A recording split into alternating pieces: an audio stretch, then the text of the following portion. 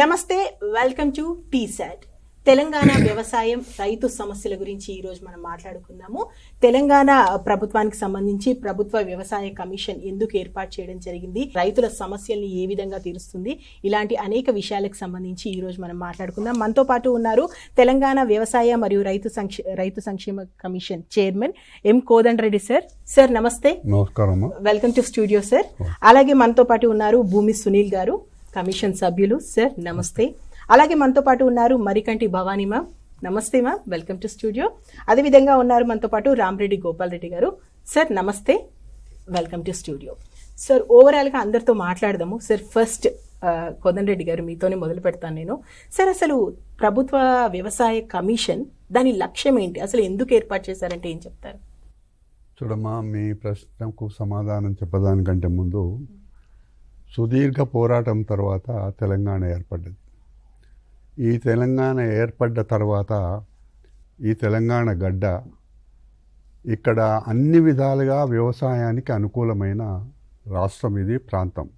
ఆ రోజు ఏ విధంగానైతే తెలంగాణ రైతాంగానికి దేశంలో ఎక్కడా లేని విధంగా వ్యవసాయము, రైతు సంక్షేమము, రైతు కూలీ విషయంలో కూడా దీనికి ప్రాధాన్యత ఇవ్వాలి అనే ఒక ఉద్దేశంతో ముఖ్యమంత్రి గారు మంత్రిమండలి నిర్ణయం చేసుకొని కమిషన్ ఏర్పాటు చేశారు.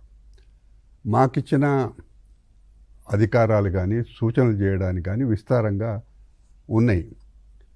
దీన్ని దృష్టిలో పెట్టుకొని దేశంలో, నేను ఇందాక అన్నాను కదా, ఒక్క పంజాబ్లో ఉంది ఇట్లాంటి కమిషన్, కానీ వ్యవసాయాన్ని దాంట్లో చేర్చలే. సో ఇక్కడ ఒక మాట చూడు, తరతరాలుగా భూమి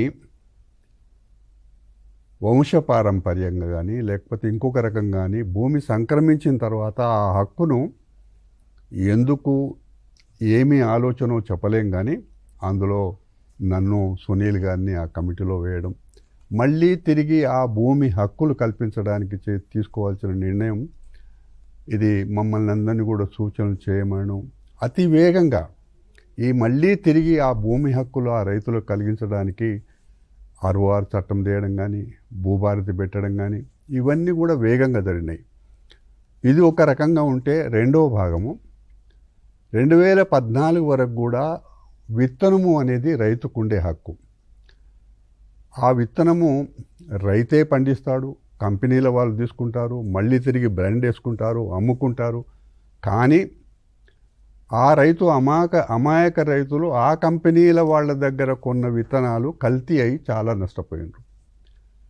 దీని విషయంలో కూడా ఈ విత్తనం కమిషన్ వచ్చిన తర్వాత, ముఖ్యమంత్రిగా బాధ్యతలు చేపట్టిన తర్వాత మంత్రివర్గం అంతా కూడా తొలి భూమి హక్కు విషయంలో మొత్తానికి 2025 మొన్న 20 తారీఖు వరకు చట్టం ఏర్పడ్డ తర్వాత అన్నీ జరుగుతున్నాయి. ఇక అది ఒక గాడిలో పడ్డది. విత్తనం విషయంలో ఇంకా అనేకమైన ఇబ్బందులు ఉన్నాయి. ఇక్కడ కారణం ఏమిటంటే, ఈ విత్తనము చట్టము అనేది ఒక్క ములుగును దృష్టిలో పెట్టుకుంటే తెలిసిపోతుంది. ఆదివాసీ గ్రామాలలో ఆ నియంత్రణ, ఆ నిబంధన, ఆ పర్యవేక్షణ లేకపోవడం వల్ల ఈ విత్తన కంపెనీలు అమాయక రైతుల చేత విత్తనాలు పండించి వాళ్లకు సరి అయిన ధర ఇవ్వక, వాళ్ళు చివరికి ఏమైపోయింది, ములుగు ప్రాంతంలో 4 కోట్ల రూపాయలు నష్టపరిహారం ఇప్పించడమే కాకుండా దాదాపుగా ఒక 750 మంది రైతులకి న్యాయం జరిగింది. అంటే భూమి హక్కు విషయంలో, విత్తనం విషయంలో. ఇంకొక అడుగు ముందుకేస్తే, ఒక సమగ్రమైన విత్తన చట్టం తీసుకురావాలనే అభిప్రాయం కమిషన్ ప్రభుత్వానికి చెప్పినప్పుడు వెంటనే కమిషన్ కూడా, నేను ప్రధానంగా ఈ 2 విషయాలలో చెప్పిన దాంట్లో అమ్మ, కమిషన్ ఎందుకు ఏర్పాటైంది, లక్ష్యం ఏమిటి, దానికి అనుగుణంగా చేసిన మాట. ఈ కొద్ది కాలంలో మేము దాదాపుగా ఒక 11 మాసాలు అయిందమ్మా మేము బాధ్యతలు చేపట్టి. ఇప్పటికీ ఈ రెండిట్లలో భారతదేశంలో ఎక్కడా లేని విధంగా విత్తన కంపెనీల చేత నష్టపరిహారం ఇప్పించడం అనేది ఒక ముఖ్య ముందడుగు. సార్ ఇంకొకటి, ఇప్పుడు మీరు ములుగు గిరిజన ప్రాంతాల గురించి చెప్పారు కాబట్టి ఇంకొంచెం తెలుసుకోవాలనుకుంటున్నానంటే, మొక్కజొన్న సాగుకు సంబంధించి బాగా నష్టపోయారు కాబట్టి వాళ్ళకి నష్టపరిహారం ఇప్పించడంలో కమిషన్ ఏ విధంగా పనిచేసింది, ఆ ప్రాసెస్ అంతా ఎలా నడిచింది అనేది ఒకసారి. వాస్తవంగా అది చాలా కాలంగా జరుగుతూ ఉంది ఇది. నేను ఇందాక మనవి చేసినట్టుగా గత ప్రభుత్వం పూర్తిగా విత్తన కంపెనీలకు స్వాతంత్రం ఇచ్చింది. ఎప్పుడు జరగొద్దు ఇది.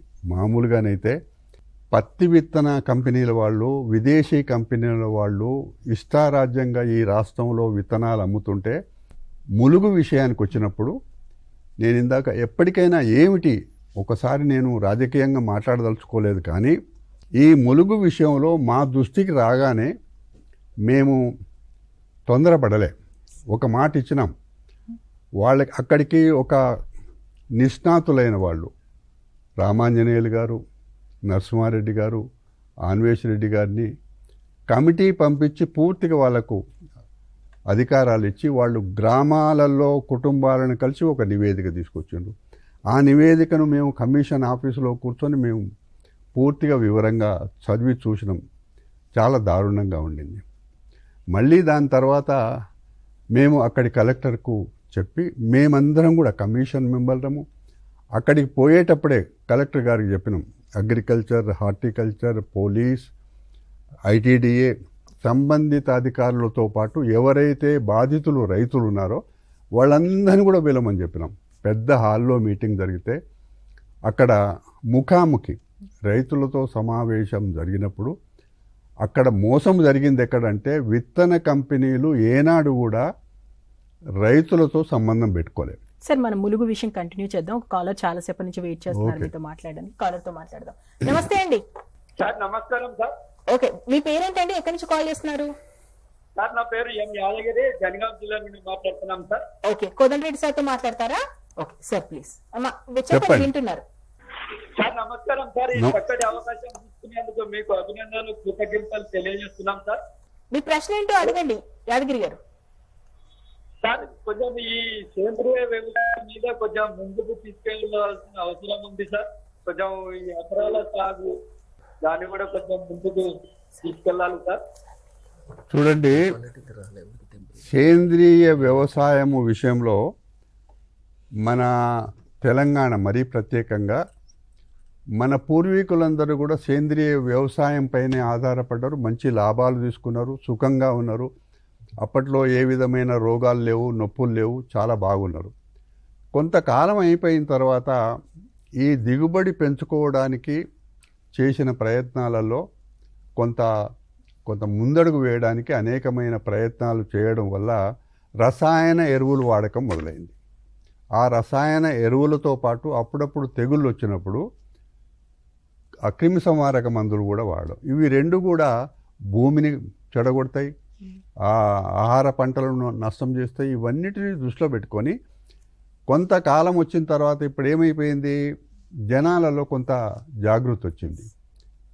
ఆహారం తినేవాళ్ళు, వినియోగదారులు కానీ వ్యవసాయదారులలో ఎవరు ఏమి చెప్పకపోయినా కొన్ని జిల్లాలలో రైతులే ముందుకొచ్చి మేము ప్రకృతి వ్యవసాయం చేస్తాము, మేము మంచి ఆహార ధాన్యాలు పండిస్తాము, కూరగాయలు పండిస్తాము, కానీ మా పంటకు ఒక మేలైన ధర కావాలి అనేది కోరుకుంటున్నారు వాళ్ళు. దీనికి వాస్తవంగా ఇది చాలా క్లిష్టమైన పరిస్థితే, కష్టమైన పని. ఎందుకంటే సేంద్రియ వ్యవసాయము మొత్తం రాష్ట్రంలో మొదలుపెట్టినప్పుడు సేంద్రియ వ్యవసాయానికి తగ్గట్టుగా కెమికల్ ఎరువులకు బదులు పెండ కావాలి, గోమూత్రం కావాలి, ఇంకా అనేకమైన మన సేంద్రియ వస్తువులు కావాలి. మేము కరీంనగర్ వెళ్ళినప్పుడు ఆ రైతులతో అడిగినాం, ఏమయ్యా మీ దగ్గర ఉన్నాయా, ఇన్ని ఎకరాలకు సంబంధించి మీ దగ్గర అన్ని ఉన్నాయా అంటే వాళ్ళు అంతంత మాత్రంగానే వాళ్ళకు సమాధానం చెప్పింది. కాబట్టి మాకు తెలిసినంత వరకు ఒక ముందడుగు వేసిండ్రు రైతులు తెలంగాణలో, మేము సేంద్రియ వ్యవసాయం చేస్తామని. దీనికి రాష్ట్ర ప్రభుత్వం అందుబాటులో ఉండాలి, సాయం చేయాలి. అంతేకాకుండా కేంద్ర ప్రభుత్వం పైన పెద్ద బాధ్యత ఉంది. వాళ్ళు కూడా ఈ సేంద్రియ వ్యవసాయం చేసే వాళ్ళకి అన్ని విధాల ఆర్థికంగా కానీ మరో రకంగా కానీ ఇంకా లేకపోతే మెకనైజేషన్ విషయంలో కానీ తోడ్పాటు చేయాలి. కాబట్టి ఇక్కడ తెలంగాణ ప్రభుత్వం కానీ కమిషన్ కానీ మెల్లమెల్లగా సేంద్రియ వ్యవసాయం పక్కన రైతులు తీసుకుపోవడానికి మేము సుముఖంగా ఉన్నాము. కానీ ఇంతవరకు మేము పూర్తి అధ్యయనం చేసి మా ప్రభుత్వానికి ఇంకా నివేదిక ఇవ్వలే. అంటే ఫోన్ కాల్ రావడానికంటే ముందు మనం ములుగు గురించి మాట్లాడుకుంటున్నాం కాబట్టి అది కంటిన్యూ చేయండి సార్, ఎలా జరిగింది ఏంటి అని. ఇవన్నీ అయినతమ్మా మేము వెళ్ళినాం. మనం అక్కడికి వెళ్ళి అందరితో మాట్లాడిన తర్వాత అందరూ మనసుకి మాట్లాడినాం. వాళ్ళ ఆవేదన చూస్తే ఆదివాసీ రైతులు పాపం స్త్రీలందరూ వచ్చిండ్రు. స్త్రీలు కూడా వ్యవసాయం చేస్తారు, అక్కడ చేస్తారు, ఇక్కడ చేస్తారు. మన తెలంగాణలో ఎప్పుడు కూడా వ్యవసాయంలో మహిళలే ముందుంటారు. ఆ విధంగా మహిళలు చాలా కంటనీళ్ళు పెట్టుకున్నారు, వాళ్ళు ఇబ్బందులు పడ్డారు, చాలామంది అనారోగ్యానికి గురైపోయారు. ఇవన్నీ చూసినప్పుడు మేము అక్కడ అవన్నీ తెలుసుకున్న తర్వాత అక్కడికక్కడే కలెక్టర్కి ఆదేశాలు ఇచ్చినాం. ఎక్కడెక్కడైతే అనారోగ్యానికి గురైనరో మీరు హెల్త్ క్యాంపులు పెట్టండి. ఎవరైతే ఆర్గనైజర్స్ అని ఒక దళారీ వ్యవస్థ జరిగింది, కంపెనీ వాళ్ళు ఆ వ్యవస్థను పెట్టుకున్నారు. ఎక్కడ చట్టంలో లేదు, ఆర్గనైజర్ అనే పదం లేదు. ఆర్గనైజర్ ఎట్లా తయారయ్యిండు అని అంటే కంపెనీ అతను ఎప్పుడు కూడా రైతుతో మాట్లాడిన సందర్భం లేదు, రైతుతో కలిసిన సందర్భం లేదు.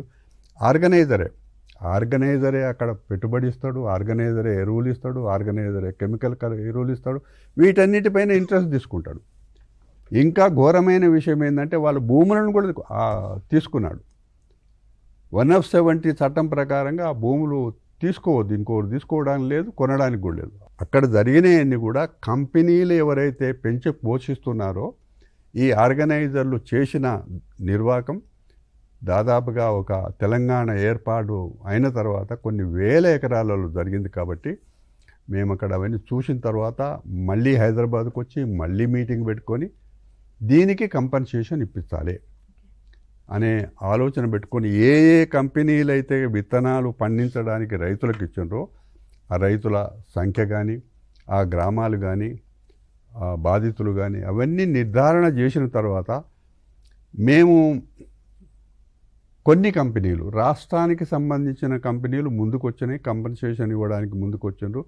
కలెక్టర్ గారికి చెప్పిండ్రు కూడా. కలెక్టర్ గారు అనేక సందర్భాల్లో మీటింగ్ పెట్టిండు, చట్ట ప్రకారంగా అయినా వాళ్ళు లొంగలే. చివరికి నాతో మాట్లాడినప్పుడు కమిషన్ మేము మాట్లాడుకొని మళ్ళీ ఇక్కడ ఉండే అగ్రికల్చర్ డిపార్ట్మెంట్కు ఆదేశాలు ఇచ్చినాం, పిలవండి ఇక్కడికి కంపెనీల వాళ్ళని. వాళ్ళు కూడా పిలిచిండ్రు. వాళ్ళు పిలిచిన తర్వాత కూడా వాళ్ళు ఎక్కడి దాకా పోయిందంటే అగ్రికల్చర్ డిపార్ట్మెంటు మీరు నష్టపరిహారం ఇవ్వకపోతే మీ లైసెన్స్ క్యాన్సిల్ చేస్తాము, మీరు ఇక్కడ విత్తనాలు అమ్మొద్దు అనేది కూడా అక్కడ దాకా పోయిన తర్వాత కూడా 2-3 గంటల మీటింగ్ తర్వాత కూడా వాళ్ళు లొంగలే. చివరికి మేము గత్యంతరం లేక మేము కమిషన్ ఆఫీసులోనే మీటింగ్ పెట్టినాం.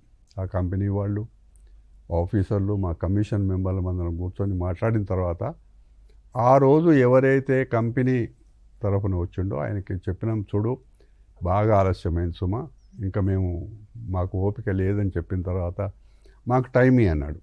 లేదు, ఇక్కడి నుంచి పక్క రూమ్లోకి పోయి మాట్లాడుకో, మీ బాస్తో మాట్లాడతావా, అమెరికా మాట్లాడతావా, లండన్ మాట్లాడతావా, మాకు అనవసరం, చెప్పు అని అంటే పోయి పక్క రూమ్లోకి పోయి మాట్లాడిన తర్వాత 3 రోజులు టైం అడిగాడు. ఏదేమైనా అర్థం చేసుకున్నాడు, కలెక్టర్ దగ్గరికి పోయి కంపన్సేషన్ ఒప్పుకున్నాడు.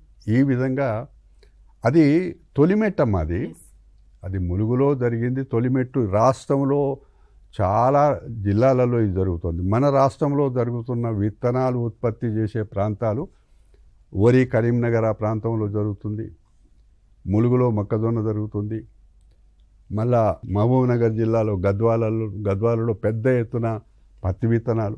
ఇవన్నీ కూడా ఇవి పెద్ద ఎత్తున విత్తన కంపెనీల వాళ్ళు చట్టవిరుద్ధంగా, మీకు ఒక రూల్స్ ఉన్నాయి, రెగ్యులేషన్స్ ఉన్నాయి. నేను అందుకే చెప్తున్నా, 14 వరకు ఉన్న రూల్స్ రెగ్యులేషన్స్ అన్నీ కూడా పక్కన పెట్టడం వల్ల ఈ విత్తన కంపెనీల వాళ్ళు ఇష్టారాజ్యంగా వ్యవహారం చేయడం వల్ల, ఈ ఆర్గనైజర్స్ అనే వ్యవస్థను పెట్టడం వల్ల ఆర్గనైజర్ కోటీశ్వరుడు అయిండు, రైతులు పాపం ఇబ్బందులలో ఉన్నారు.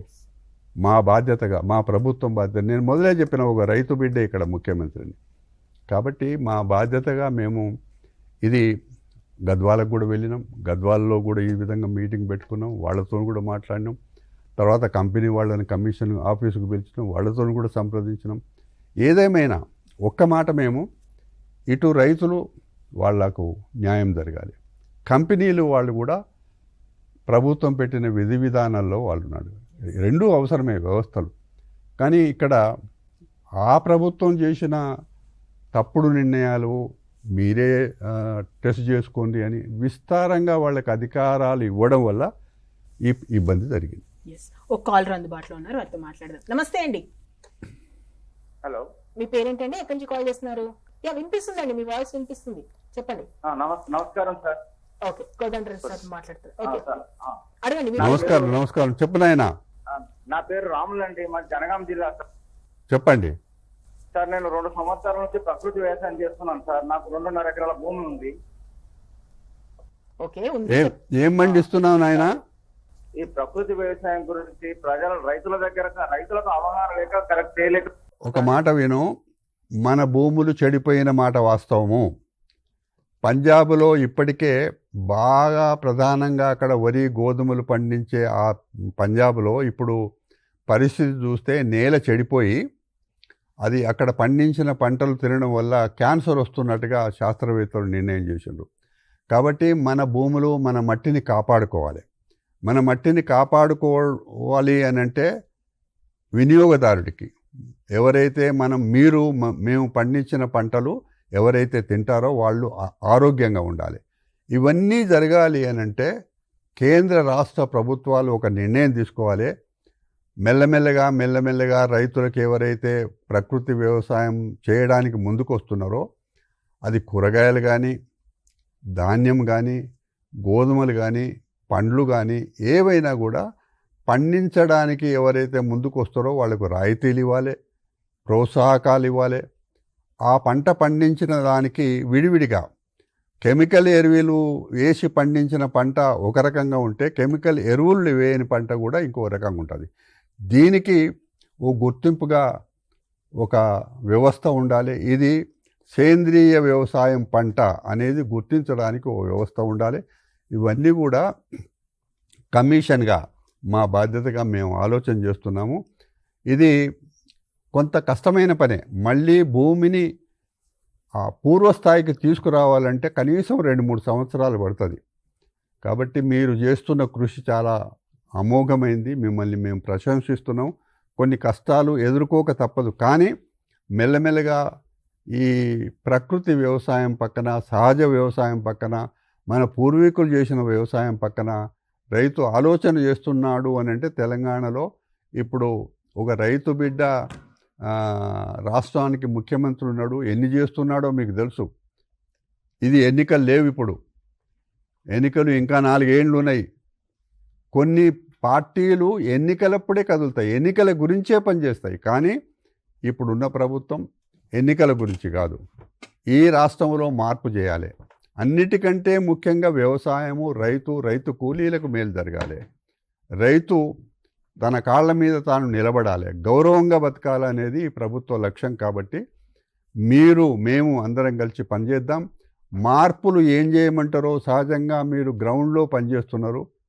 మీరు నేలలో పొద్దున్న లేచి పొలాల దగ్గరికి పోతారు. మీరు కూడా మాకు ఏం చేస్తే బాగుంటుంది అనేది కూడా మాకు సలహా సూచనలు చేయండి. ఎస్, రైతు మిత్రులారా, మీరు ఇస్తున్నటువంటి సలహాలు సూచనలు అన్నీ కూడా ఇక్కడ ఉన్నటువంటి సభ్యులు నోట్ చేసుకుంటున్నారు. ఖచ్చితంగా దాని మీద వర్కౌట్ చేస్తారు. బీటీ పత్తి విత్తనాలు చాలా కాలంగా వాడుతున్నాం. ఈ పత్తి విత్తనాలు విదేశీ కంపెనీలు ఇక్కడ అమ్ముతున్నప్పుడు లగాయతూ దాని తర్వాత మెల్లమెల్లగా చాలా ప్రాంతాల్లో కల్తీ విత్తనాలు అమ్ముతున్నారు. ఈ బీటీ పత్తి విత్తనాలు కూడా కొన్ని రోజులు వాడిన తర్వాత గులాబీ తెగులు వచ్చింది, చాలా విస్తారంగా వచ్చింది. దిగుబడి రాక రైతులు చాలా నష్టపోయినారు. మీరు కూడా ఈ రాష్ట్రము బీటీ పత్తి విత్తనాలు అమ్మకంలో కానీ కంపెనీలు వాళ్ళ బ్రాండు ఏవైతే నాణ్యమైనవి ఉన్నావో వాటినే ఎంపిక చేసిన తర్వాత వాళ్ళు బజార్లో అమ్ముకోవడానికి లైసెన్స్ ఇస్తుంది, అనుమతి కూడా ఇస్తుంది. మీరు కూడా రైతులంతా కూడా ఈ కల్తీ విత్తనాలను జాగ్రత్తగా ఓ పక్కన ఆలోచన చేయండి, మంచి విత్తనాలనే కొనండి. రెండవ మాట, సరే ఇప్పుడు మా దృష్టికి వచ్చింది ఏంటంటే కేంద్ర ప్రభుత్వము కాటన్ కార్పొరేషన్ ఆఫ్ ఇండియా భవిష్యత్తులో పత్తి కొనడానికి తయారుగా లేదు అనేది ఒక కేంద్ర ప్రభుత్వం ఒక నిర్ణయం తీసుకున్నట్టుగా మా దృష్టికి వచ్చింది. నేను వెంటనే దీనిపైన స్పందించిన రేపు మేము మీటింగ్ పెట్టుకున్నాం. ఇది కాటన్ కార్పొరేషన్ ఆఫ్ ఇండియా బాధ్యత పత్తి అంతా కొన్నది. ఎందుకంటే ఇంటర్నేషనల్ మార్కెట్ ఇది, ఇంకోరు కొనడానికి లేదు, బజార్లో అమ్ముకుంటే రైతు నష్టపోతాడు. కాబట్టి కేంద్ర ప్రభుత్వం మెల్లమెల్లగా, నేను ఆరోపణ కాదు కానీ వాళ్ళకి అనుభవం ఉందో లేదో తెలియదు కానీ, కేంద్ర ప్రభుత్వంలో నీతి ఆయోగ్ ఈ ప్రతిపాదన ముందు పెట్టింది. నేను మీ ద్వారా మనవి చేస్తా ఉన్నా, మీరు కూడా గొంతెత్తండి. కాటన్ కార్పొరేషన్ ఆఫ్ ఇండియా ద్వారానే పత్తి కొనుగోలు చేయాలి. ప్రతి ఏటా దానికి మినిమం సపోర్ట్ ప్రైస్ ఫిక్సేషన్ కావాలి. ఇవన్నీ ఉంటేనే పత్తి వేసే రైతులకు న్యాయం జరుగుతుంది. అంటే కేంద్ర ప్రభుత్వము ఈ పత్తి కొనుగోలు విషయంలో మెల్లమెల్లగా దూరం కావాలనే ఆలోచనతో ఉన్నారు. కాబట్టి మీరు, మేము, మా బాధ్యత, అందరి బాధ్యత, రేపు మా సమావేశం తర్వాత మీటింగ్ పెట్టుకొని మేము మళ్ళీ కేంద్ర ప్రభుత్వానికి లేఖ రాస్తాం. మనమందరం కూడా కలిసి ఈ పత్తి వేసే వాళ్ళకి మంచి విత్తనాలు కానీ, ధర విషయంలో కానీ, కొనుగోలు విషయంలో కానీ అన్ని విధాలా కూడా కేంద్ర ప్రభుత్వం పైనే బాధ్యత ఉన్నది. సరే, ఇప్పుడు కొన్ని మార్కెట్లు మా సభ్యురాలు ఏం చెప్తుందంటే, ఎనుమాముల మార్కెట్ పోయినప్పుడు ఇట్లాంటివి మా దృష్టికి వచ్చినాయి. వెంటనే మా పార్లమెంట్ మెంబర్లకు చెప్పినాం. మా పార్లమెంట్ మెంబర్లు కన్సర్న్ మినిస్టర్ని కూడా కలిసిండ్రు. ఇప్పుడు ఈ విధంగా రైతులను ఇబ్బంది పెడుతున్న మాట కూడా వాళ్ళకి చెప్పిండు. ఇవన్నీ కూడా జరిగినాయి. కానీ నేను అనేది కేంద్ర ప్రభుత్వము బాధ్యత. ఇది ఇంటర్నేషనల్ మార్కెట్ అమ్మా, ఇది ఇక్కడ అమ్ముడు పోయేది కాదు. కాబట్టి ఇది ఒక ప్రమాదకరమైన నిర్ణయం తీసుకోవడానికి నీతి ఆయోగ్ ప్రపోజల్ పెట్టింది. ఆదిలాబాద్లో సత్యాగ్రహం చేసిండ్రు రైతులు, ప్రొటెస్ట్ కూడా చేసిండ్రు. ఆ కలెక్టర్ గారితో కూడా నేను మాట్లాడినా, అవును నిజమే జరిగిందన్నారు. రేపు అందుకే ప్రత్యేకంగా ఇమీడియట్ మీటింగ్ పెట్టుకున్నాం మేము. భవానీ మ్యామ్, మీరు చెప్పండి, ఇప్పటి వరకు కమిషన్కి సంబంధించి అసలు రైతుల సమస్యల గురించి ఏ ఏ విషయాలు మీరు ప్రభుత్వం దృష్టికి తీసుకెళ్లారు? అసలు ప్రభుత్వం ఎలా స్పందించింది? ఏం జరుగుతుంది ఇటు కమిషన్కి, అటు ప్రభుత్వానికి రైతు సమస్యల మీద ఎలా గొంతెత్తబోతున్నారు ఏంటి? Very good question. Before that చాలా గట్స్ ఉండాలి గవర్నమెంట్కి ఒక కమిషన్ ఏర్పాటు చేయడానికి. సో రాష్ట్ర ప్రభుత్వం నిజంగా కూడా చాలా చక్కటి నిర్ణయం తీసుకుంది. తర్వాత ఇకపోతే ఈరోజు కూడా మీకు కూడా congratulations on conducting such nice program. మీరు అడిగినట్టుగా ఫస్ట్ మొట్టమొదటిసారి కమిషన్ ఏర్పడగానే మేము నిజామాబాద్ పసుపు రైతులకు అండగా మేము పోవడం జరిగింది. ఎప్పటి నుంచో నానుస్తున్నారు, బీజేపీ వాళ్ళ మేనిఫెస్టో ఐటమ్ అది, పసుపు బోర్డు ఏర్పాటు చేస్తామని చెప్పి. సో ఆ దిశగా వాళ్ళు అడుగులు వేయకపోతే మేము మొట్టమొదటిసారిగా కమిషన్ అక్కడికి వెళ్ళడం జరిగింది. 2 రోజుల పర్యటన అక్కడ.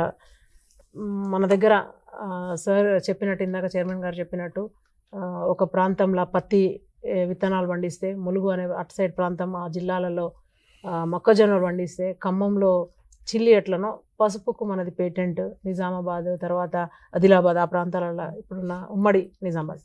సో అక్కడ వెళ్ళడం జరిగింది. ఇప్పటికీ కూడా అక్కడ సాంకేతికత అవన్నీ లేకపోవడం, పాత పద్ధతులలోనే అవన్నీ చేయడం.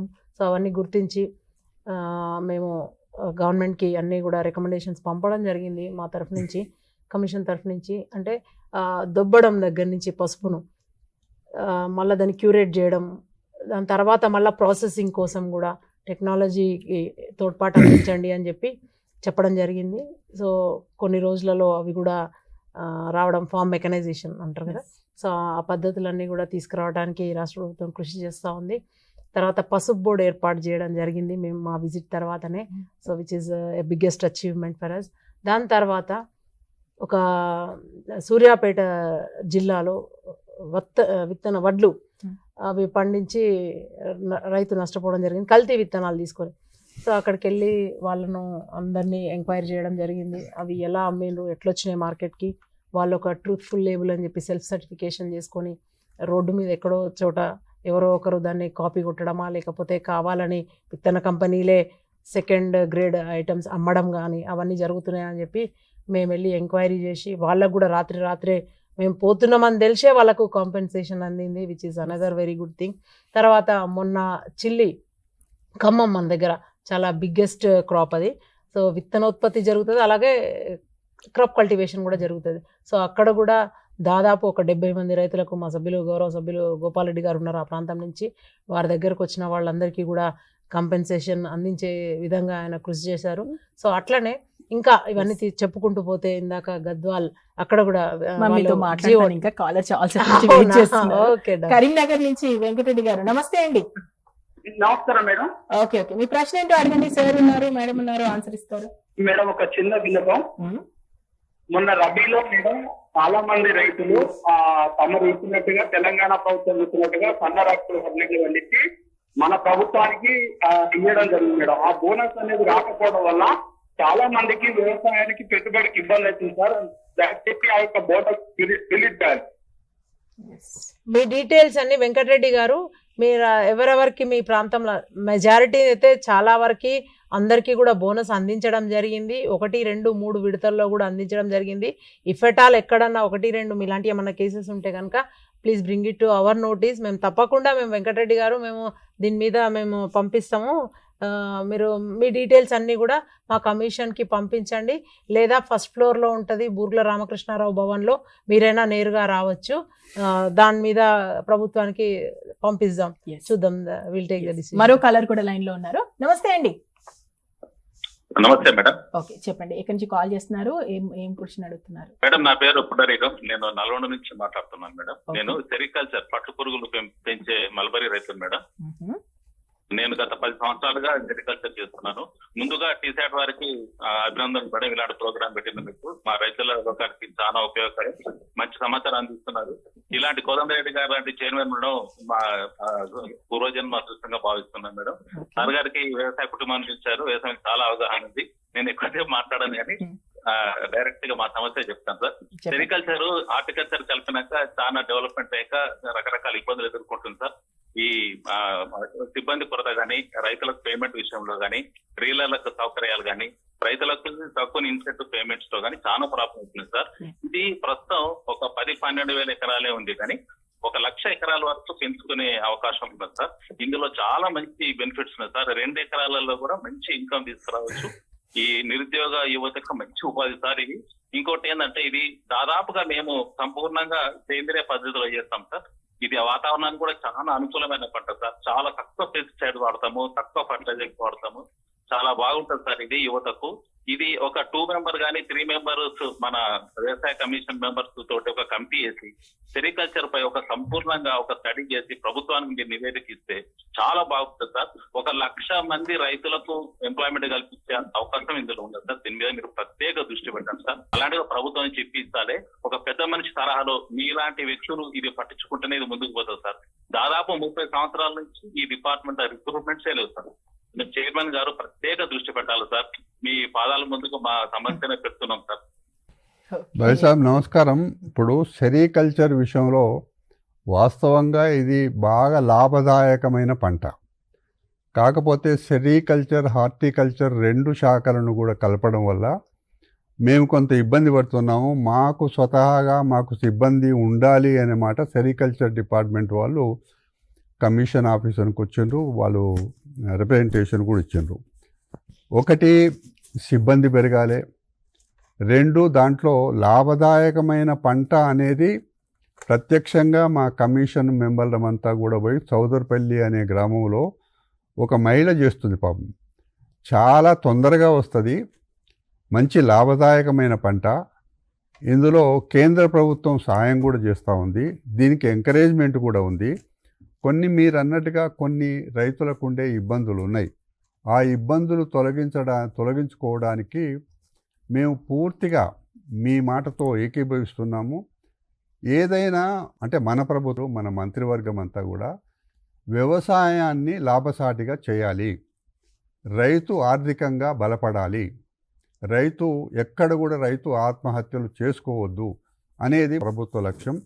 అందువల్ల లాభదాయకమైన పంటలకు ప్రాధాన్యత ఇవ్వడం అనే దాంట్లో మా శక్తి మేరకు మీరు ఇంకా ఏమైనా దీంట్లో మీరు ఇప్పుడైతే మాతో ముఖాముఖి మాట్లాడింది కానీ మీరు దీంట్లో ఏమైనా మార్పులు చేర్పులు చేయాలా, లేకపోతే మీకు ఏమైనా సహాయ సహకారాలు ప్రభుత్వం నుంచి అందాలా అనే మాట ఏదైనా ఒక రాత మూలకంగా రాసి మాకు పోస్ట్లో చేయండి, లేకపోతే వాట్సాప్ పెట్టండి. కావాలంటే మా నెంబర్ కూడా రాసుకోండి. మీరన్న మాటకు పూర్తిగా ఏకీభవిస్తున్నాము. ఈ సెరికల్చర్ వ్యవసాయాన్ని ఇంకా బాగా ప్రోత్సహించాల్సిన అవసరము మన రాష్ట్రంలో అయితే ఉన్నది. సార్ చాలా మంచి మాట చెప్పారు. మ్యామ్ మీరు చెప్తారా? అయితే పుండరీకం గారు మీరు అన్నట్టుగా నిజంగా కూడా ఇది కలపడం వల్ల ఇది జరిగిందని చెప్పి ఒక డెలిగేషన్ అయితే మా దగ్గరికి రావడం జరిగింది. గౌరవ చైర్మన్ గారు దాని మీద ప్రభుత్వానికి కూడా లేఖ రాయడం జరిగింది, వ్యవసాయ శాఖకు ముఖ్యంగా. ఏంటంటే దీన్ని విడదీస్తే దేనికి అది స్వయం సమృద్ధి సాధిస్తాయి, ఇవన్నీ కూడా ప్రతిపత్తితోని సంస్థలు ఎట్లా ముందుకు పోతాయని. అయితే సెంట్రల్ గవర్నమెంట్ నుంచి మీకు చాలా ప్రోత్సాహకాలు ఉన్నాయి ఇందాక సార్ చెప్పినట్టు. And we're the largest producers. మన తెలంగాణ మొట్టమొదటి రాష్ట్రం ప్రొడ్యూస్ చేయడంలో దేశంలోనే number 1, which is very good thing. And మన టస్సర్, మన మహదేవ్పూర్ టస్సర్కి చాలా మంచి పేరుంది అండ్ ప్రపంచంలోనే నంబర్ 1 అది. మళ్ళీ అది చూస్తే సో మనం తెలంగాణ నంబర్ 1 మన దేశంలో. ప్రపంచవ్యాప్తంగా కూడా మనకు జియో ట్యాగింగ్ కలిగి ఉన్నది మహాదేవ్పూర్ టసర్కి. మీరు అన్నట్టుగా న్యాచురల్ పద్ధతిలో అక్కడ కూడా చెట్ల మీద నుంచి అక్కడ న్యాచురల్గా గ్రో అయిన పురుగులను ఎరుకొచ్చి చేస్తారు. ఏరికల్చర్ని కూడా మేము ప్రమోట్ చేస్తూ ఉన్నాం. సెరికల్చర్తో పాటు మీకు అందరికీ తెలుసు ఆముదాలు దాంతో తీస్తూ ఉంటారు. సో అట్లా మా ప్రాంతంలో కూడా ఉమ్మడి మెదక్ జిల్లాలో కూడా చాలా బాగుంది. మేము ఒక దగ్గర విజిట్ చేయడం కూడా జరిగింది. మీ జేడీ గారు, లత గారు అండ్ ఇంద్రసేన్ రెడ్డి గారు వాళ్ళందరూ కూడా రావడం జరిగింది మా దగ్గరికి. ఏ పద్ధతులు పాటిస్తే మీరు ఇంకా ఎక్కువ పంటను ఉత్పత్తి చేయొచ్చు. అట్లనే మెజారిటీ ఆర్ విమెన్ ఫార్మర్స్. మంచి పాయింట్ చెప్పిన ఇందాక సార్. అందులో సెరికల్చర్ ఎప్పుడు కూడా చాలామంది అంటే మగవాళ్ళు వేరే పనుల మీద బయటికి పోయినా కూడా ఇది ఆడవాళ్ళు చేస్తారనమాట వ్యవసాయం. సో మా కమిషన్ ముఖ్య ఉద్దేశం కూడా అదే, అంటే మహిళలని కూడా ఇంకా ఎంకరేజ్మెంట్ చేయడం. Already 80% of the rural women వ్యవసాయము, వ్యవసాయ అనుబంధము, ఈ ఆధార పంటల మీద దీనిల మీదనే ఎక్కువ వాళ్ళు కాన్సన్ట్రేట్ చేస్తారు. సో వాళ్ళని ప్రోత్సహించడానికి కూడా ఎక్కువ ప్రోత్సాహకాలు ఇవ్వడానికి ఇందాక సార్ చెప్పినట్టు సెంట్రల్ గవర్నమెంట్ ముందుకు వస్తుంది. ఇంకా కూడా దీని మీద విస్తృతంగా ముందుకు తీసుకుపోవచ్చు. చాలా ఉన్నాయి. రీలింగ్ యూనిట్స్ నెలకొల్పాలి. ఇప్పుడు గవర్నమెంట్ది లేదు, ఒకటి జనగాంలో ఒకటి ఉంది. సో దానివల్ల కూడా కొంచెం వెనుకబడ్డము. నిజంగా కూడా కేంద్ర రాష్ట్ర ప్రభుత్వాలు దాని మీద మేము వర్కౌట్ చేస్తున్నాం. అవి ముందుకు వచ్చి నెలకొల్పాల్సి ఉంటుంది. రీలింగ్ యూనిట్స్ వస్తే కనుక ఎక్కువ ఉత్పత్తిదారులు ముందుకు వస్తారు, వాళ్ళు కూడా వేయడానికి ముందుకు వస్తారు. మరో కాలర్. మేడం, వ్యవసాయ కమిషన్ చైర్మన్ కోదండ రెడ్డి గారికి నమస్కారం సార్. నమస్కారం అండి. నమస్కారం. మీరు ఒక రైతు బిడ్డగా, రైతు ఉద్యమాల్లో కీలకంగా ఉన్న వాళ్ళగా మీరు ఒక తెలంగాణ ప్రభుత్వంలో విత్తన చట్టం గాని, భూభారతి గురించి గాని, రైతులకి అవగాహన విషయంలో చాలా చక్కటి చొరవ తీసుకుంటున్నారు. ఇందుకు రైతుల తరపున కృతజ్ఞతలు. చెప్పండి. ఇందులో ఈ మనకు సహకార సంఘాలకి యూరియా సరఫరా చేసేటప్పుడు రవాణా ఖర్చులు భరిస్తుంది ప్రభుత్వం. కానీ అదే ఎఫ్పిఓలకి యూరియా చేరవేసేటప్పుడు ట్రాన్స్పోర్ట్ ఖర్చులు భరించవల్ల ఎఫ్పిఓలకి చేరేటప్పటికి యూరియా అనేది 300 నుంచి 310 రూపాయల వరకు వస్తుంది రవాణా ఖర్చులతో కలుపుకుంటే. దీనివల్ల రైతులకి ఎఫ్పిఓలు యూరియా సరఫరా చేయడంలో కొంచెం రేటు విషయంలో ఇబ్బంది అవుతుంది. కాబట్టి దీని విషయంలో కొంచెం చర్య తీసుకోవాలంటారు. సహకార సంఘాలకు యూరియా సప్లై చేసే విషయంలో ఒక రకంగా ఉంటే, ఈ ఎఫ్పిఓలు అన్నారు కదా, ఫార్మర్ ప్రొడ్యూస్ ఆర్గనైజేషన్ విషయంలో కదా మీరు అన్నది. ఇప్పుడు ఎఫ్పిఓలకి న్యాయంగా ఫార్మర్ ప్రొడ్యూస్ ఆర్గనైజేషన్ విషయంలో కేంద్ర ప్రభుత్వం కొంత ఆర్థికంగా ఎంకరేజ్ చేస్తున్నది. అది మంచి నిర్ణయమే. మీకు ఎరువులు తక్కువ ధరకు సప్లై కావాలి. ఎఫ్పిఓలు ఏర్పాటు చేసిన ఉద్దేశం కూడా అదే. కాబట్టి దీని విషయంలో మేము వెంటనే, మాకు ఇప్పటివరకు ఈ విషయం మా దృష్టికి రాలేదు. ఈ ఎరువుల సప్లై కానీ ఇంకొకటి కానీ మీ ఎఫ్పిఓల ద్వారా ఆర్గనైజ్ చేస్తే, కేంద్ర రాష్ట్ర ప్రభుత్వాలు ఇచ్చేటివి చేస్తే బాగుంటుంది అనే అభిప్రాయము మా అగ్రికల్చర్ మినిస్టర్ గారు కానీ మా ముఖ్యమంత్రి గారు కానీ ఇప్పటికే వారి దృష్టిలో ఉంది. ఈ విషయంలో ప్రభుత్వానికి దృష్టికి తీసుకొస్తాం. రెండవది, రైతుకి, భూమి ఉన్న రైతుకి ఒక గుర్తింపు కార్డు ఉండాలి అనేది ఈ మొన్న తెచ్చిన భూభారతి చట్టంలో ఒక గుర్తింపు కార్డు కొరకు రికమెండేషన్ కూడా చేసినాం. దాంట్లో భూధార్ కార్డు అనేది పెట్టదలుచుకున్నాం. అంటే రైతుకి ప్రతి ఒక గుంట ఉన్నా, ఒక 10 ఎకరాలు ఉన్నా, భూమి ఉన్న రైతుకి భూధార్ కార్డు ఉండాలి. ఆ భూధారు కార్డు ఉండడం వల్ల అనేకమైన సదుపాయాలు ఉన్నాయి. ప్రభుత్వాలు ఇచ్చే ఆర్థిక సాయం కానీ, సబ్సిడీలు కానీ, మరొకటి కానీ రైతుకి ఒక గౌరవంగా ఉంటుంది అనే అభిప్రాయంతో ఈ 66 చట్టం, భూభారతి చట్టంలో అది ఆ వెసులుబాటు పెట్టినాం. సార్ సునీల్ గారు, మీ దగ్గర నుంచి నేను స్టార్ట్ చేస్తాను. అంటే ఈ కమిషన్లోనే వ్యవసాయంతో పాటు రైతు సంక్షేమం అనేటువంటి పదాన్ని కూడా ఇంక్లూడ్ చేశారు కాబట్టి రైతు సంక్షేమం కోసం ఏం చేస్తుంది సార్ కమిషన్? ఎలాంటివి పనులు చేస్తుంది? ఇప్పటివరకు ఎలా ఉంది? స్వామినాథన్ గారు అందరికీ సుపరిచిత వ్యక్తి. ఆయన ఆధ్వర్యంలో కేంద్ర ప్రభుత్వం ఒక కమిషన్ వేసి దానికి రిపోర్ట్ పెట్టినప్పుడు రిపోర్ట్కి ఒక పేరు రాస్తాడు. ఆయన దాని టైటిల్ ఏం రాస్తారంటే సర్వింగ్ ద ఫార్మర్ ఈ సేవింగ్ అగ్రికల్చర్ అంటాడు. రైతుకు సేవ చేయటం అంటే వ్యవసాయాన్ని రక్షించడం అని. అంటే రైతు లేని వ్యవసాయం ఏముంటుంది? అంటే రైతు సంక్షేమాన్ని ఆలోచించకపోతే వ్యవసాయం మిగిలి ఉండదు. కాబట్టి ఇది కేవలం వ్యవసాయ కమిషన్ అని మాత్రం కాకుండా వ్యవసాయము మరియు రైతు సంక్షేమ కమిషన్ పేరు పెట్టాం. అంటే రైతు లేకున్నా వ్యవసాయం జరగచ్చు, మెకనైజేషన్ చేయటం రకరకాల పద్ధతిలో. కానీ ఈ దేశంలో రైతు లేకుండా వ్యవసాయాన్ని ఊహించుకోలేం.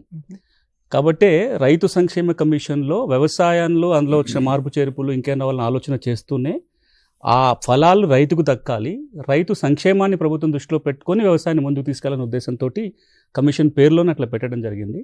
ఫార్మర్ వెల్ఫేర్ విషయానికి వచ్చినట్లయితే ఇంతకుముందు పెద్దలు కోదండరెడ్డి గారు చాలా అంశాల దృష్టి తీసుకొచ్చారు.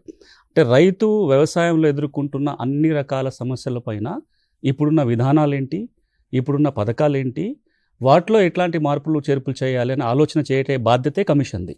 ఇప్పుడు ఉదాహరణకి మీరు మాట్లాడారు మొక్కజొన్నల గురించి, విత్తనోత్పత్తి గురించి మాట్లాడారు. తెలంగాణ రాష్ట్రంలో దేశానికి కావాల్సిన 40% విత్తనాలు ఇక్కడే పండిస్తున్నారు. ఎవరు పండిస్తున్నారు? రైతులు పండిస్తున్నారు. దేశానికి కావాల్సిన విత్తనాలు వస్తున్నాయి కానీ పండిస్తున్న రైతు సంక్షేమం లేదు.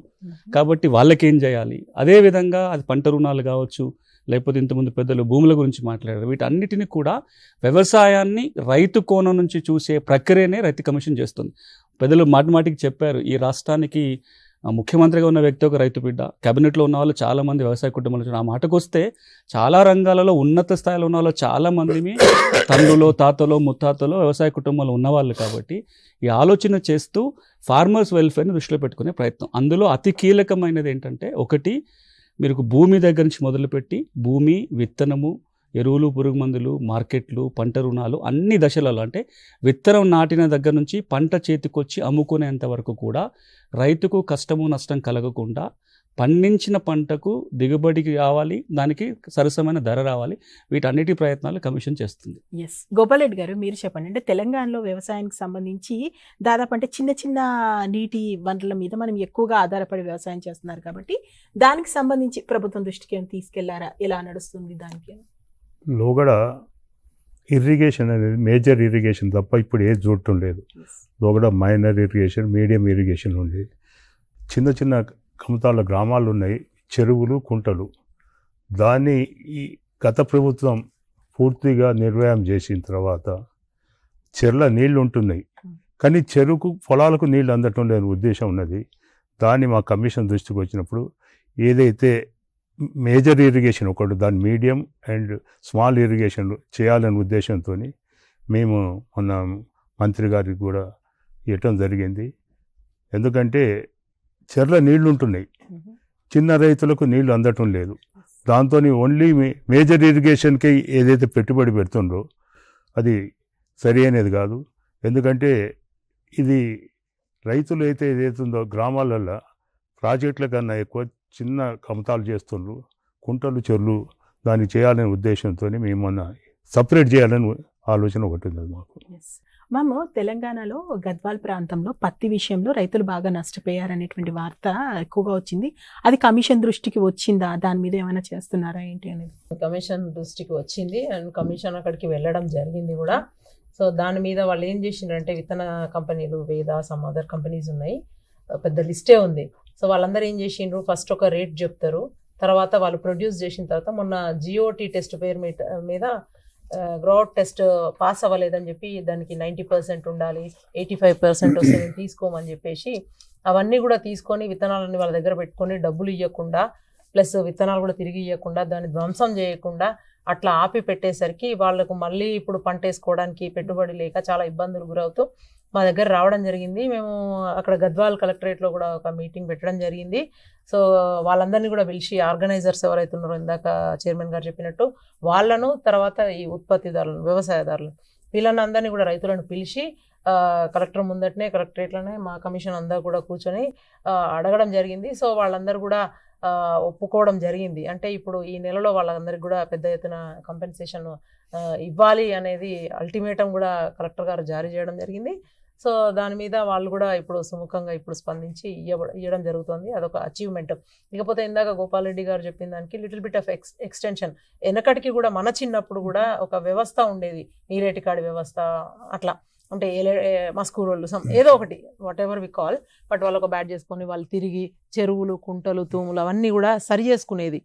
ముందుగా వర్షం వచ్చే కంటే ముందే, వాన నీళ్లు చెరువులకు ప్రవహించకన్నా ముందే అది మళ్ళీ అవుట్ఫ్లోకి దానికి దేనికి కూడా ఏమంటారు అబ్జెక్షన్ కలగకుండా, లేదంటే వాటర్ను పోతాయి, ఒక్కోసారి తూములు పోతాయి, చెరువు కట్టలు తెగిపోతాయి. ఇవన్నీ కూడా వాళ్ళు ఎప్పటికప్పుడు చిన్న చిన్న మరమ్మతులు చేసుకోవడానికి ఒక ఫెసిలిటీ ఉండేది.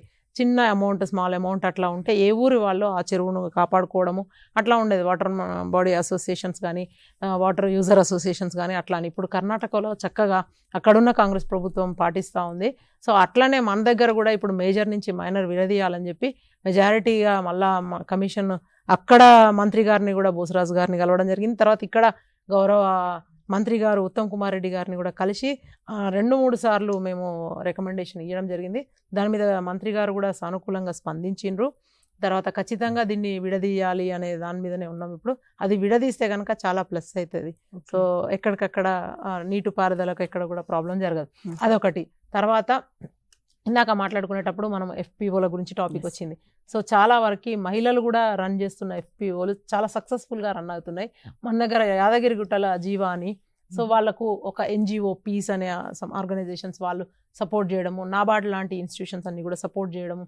తర్వాత బొమ్మల రామారంలో మన దగ్గర దీశాలి అని ఒకటి, డెక్కన్ సొసైటీ అని ఒకటి పస్తాపూర్ జైరాబాద్లో, అట్లా చాలా దగ్గర మన దగ్గర వంటి మామిడిలో ఒకటి, ఇట్లా మహిళలు చాలా సక్సెస్ఫుల్గా రన్ చేస్తున్నారు. అప్పటి ఒక కాలర్ మాట్లాడినారు కదా, సో వాళ్ళందరూ కూడా చాలా సాఫీగా చేస్తున్నారు. మెజారిటీ వాళ్ళందరూ కూడా మీలాగానే న్యాచురల్ ఫార్మింగ్ వైపు, ఆర్గానిక్ ఫార్మింగ్ వైపు టర్న్ అయినరు. వాళ్ళు స్పెషల్గా వాళ్ళు యాక్చువల్గా కమిషన్ తరఫు నుంచి మేము కూడా ట్రైనింగ్స్ ఇవ్వడం జరుగుతుంది. వాళ్ళు కూడా self like train the trainer అనే ప్రోగ్రామ్ ఒకటి పెట్టుకొని వాళ్ళు ట్రైన్ అయ్యి మళ్ళీ మిగతా వాళ్ళని ట్రైన్ చేస్తూ ఉన్నారు. సో టీడీఎఫ్ లాంటి సంస్థలు, పీస్, ఉజ్వల చాలా ఉన్నాయన్నమాట, ఇట్లాంటి స్వరాజ్. సో అట్లాంటి వాళ్ళందరికీ కూడా ఒకసారి వాళ్ళకి hats off to your good job. And Telangana ప్రభుత్వం కూడా చాలా దీని మీద బాగా పట్టుకొని ఉన్నారు. రాబోయే రోజులల్లో మోర్ ఎఫ్పిఓస్ని కూడా చేసి ఇప్పుడు 670 అట్లా సక్సెస్ఫుల్గా రన్ అవుతూ ఉన్నాయి. సో ఇంకా ఎక్కువ పెడితే కనుక మేము కూడా మా కమిషన్ నుంచి కూడా ఒకటి పైలట్ ప్రాజెక్ట్ తీసుకున్నాము సార్ వాళ్ళ సొంత గ్రామం దగ్గర మండలంలో. సో అక్కడ కూడా ఎక్కువ ఈ హార్టికల్చర్ పంటలు, ఈ కూరగాయలు, ఈ ఆకుకూరలు అక్కడే పండుతాయి ఎక్కువ మెజారిటీగా. సో అక్కడ నుంచే స్టార్ట్ చేసినాం ఒకటి. సో అది కనుక సక్సెస్ అయితే రాష్ట్ర వ్యాప్తంగా అట్లాంటి ఎఫ్పిఓస్ అన్ని పెట్టాలని కూడా. సో ఇప్పుడు నేను చెప్పినట్టుగా ఇందాక 1600 మంది ఉన్నారు ఒక దానిలో. సో కర్ణాటక తరహాలో ఇప్పుడు శివగంగా లాంటివి ఉన్నాయి, 18,000 సభ్యులు ఉన్నారు. అట్లా చేస్తే కనుక సహకార వ్యవసాయం ఎప్పటికి కూడా సక్సెస్ అవుతుంది. సో మా కమిషన్ ఉద్దేశం కూడా అదే. సో వ్యవసాయము, దాని అనుబంధ రంగాలని, దాని ఆధారిత రంగాలను కూడా ప్రోత్సహించడం అనేది.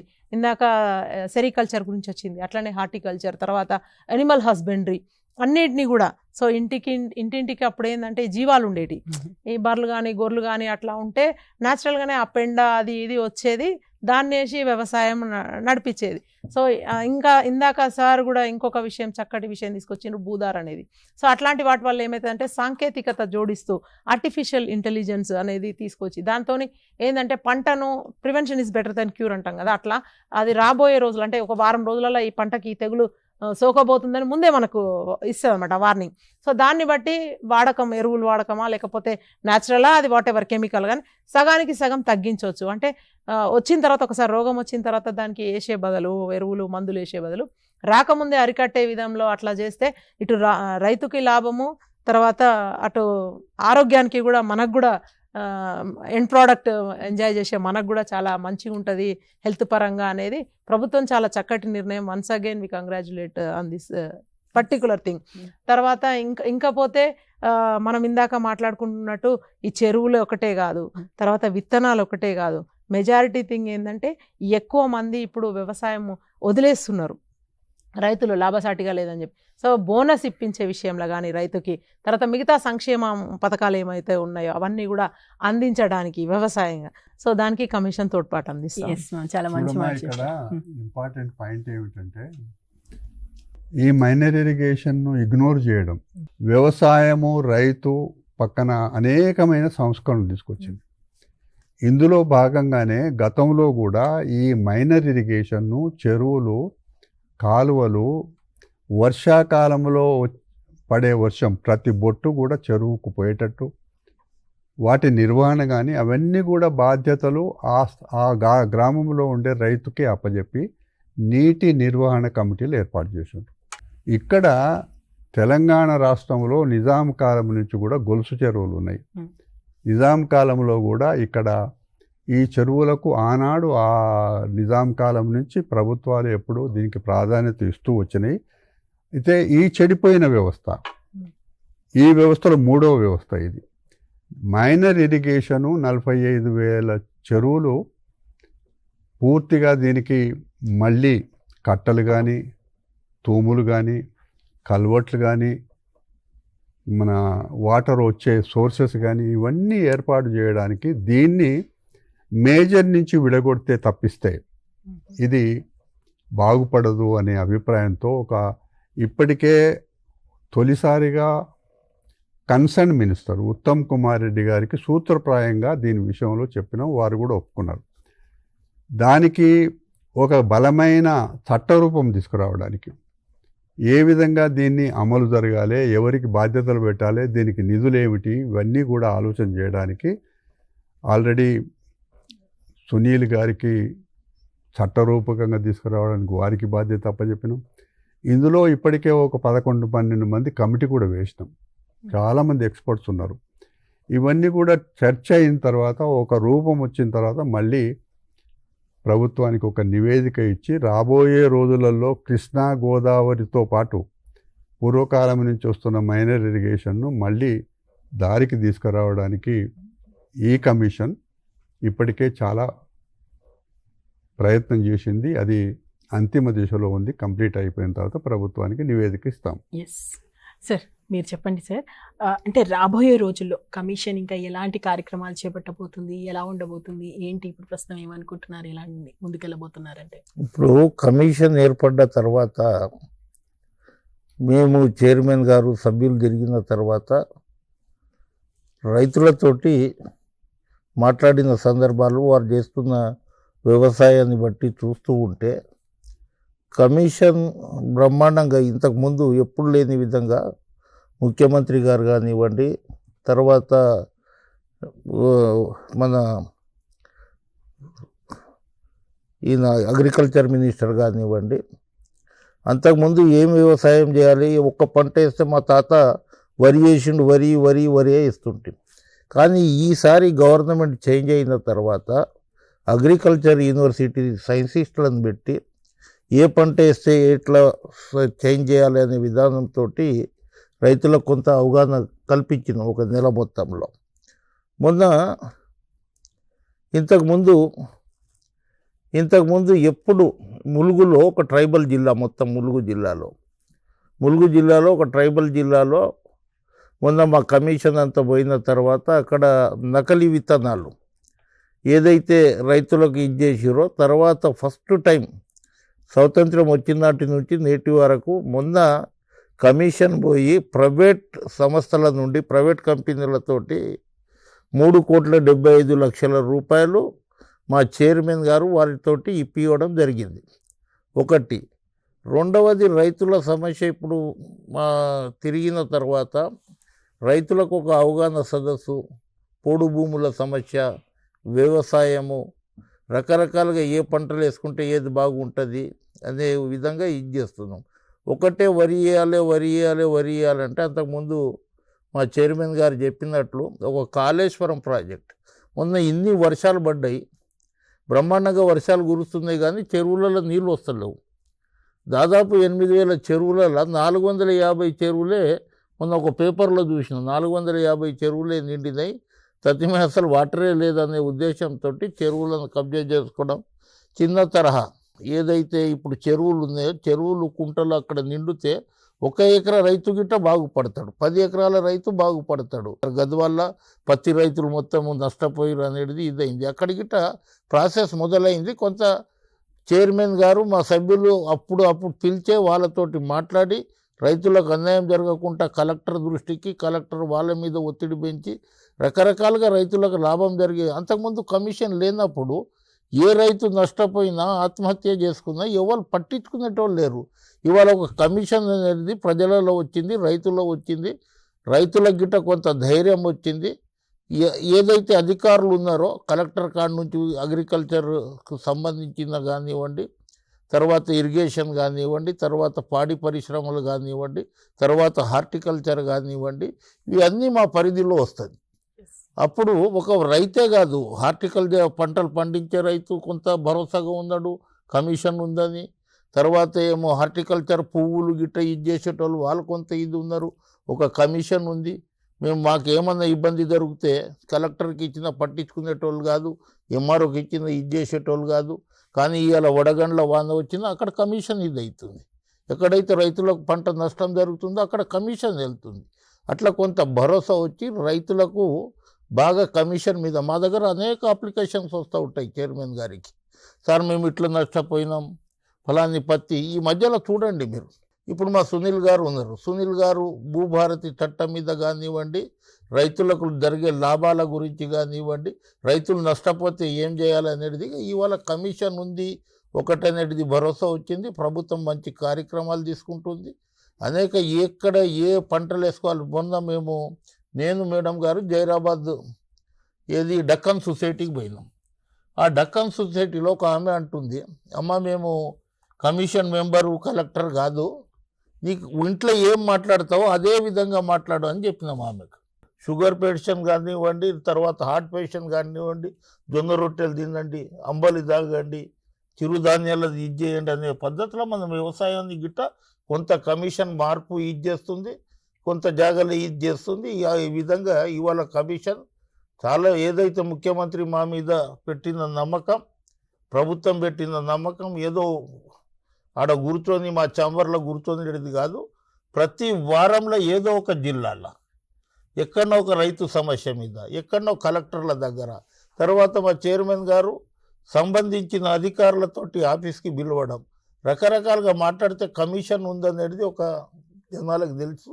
ఇవాళ మనం టీవీలో మాట్లాడుతున్నాం షో, కమిషన్ మెంబర్ మాట్లాడుతున్నారని కొన్ని లక్షల మంది చూస్తూ ఉంటారు. అట్లా ఒక అవగాహన సదస్సు ఇది అవుతుంది. ఓకే, నమస్తే అండి. నమస్తే మేడం. అయితే దీంట్లో సమస్య వచ్చిందంటే సార్, మాకు కొంచెం గవర్నమెంట్ సపోర్ట్ లేకపోవడం, హార్టికల్చర్ని సెరికల్చర్ రెండు ఒకే చేయడం వల్ల కొంచెం సెరికల్చర్ అనేది చాలా నష్టపోయింది. ఇంకోటి ప్రభుత్వం నుంచి కొంచెం సబ్సిడీ, ఇది కొంచెం మొదట్లో కొంచెం పెట్టుబడి పెట్టే పంట కాబట్టి కొంచెం సబ్సిడీ ఇచ్చి నిరుద్యోగులకు ప్రోత్సహిస్తే నిరుద్యోగం చాలా తగ్గుతుంది. నాయక్ గారు నమస్కారం. నమస్కారం. మీ తలకొండపల్లా? అవునవును సార్.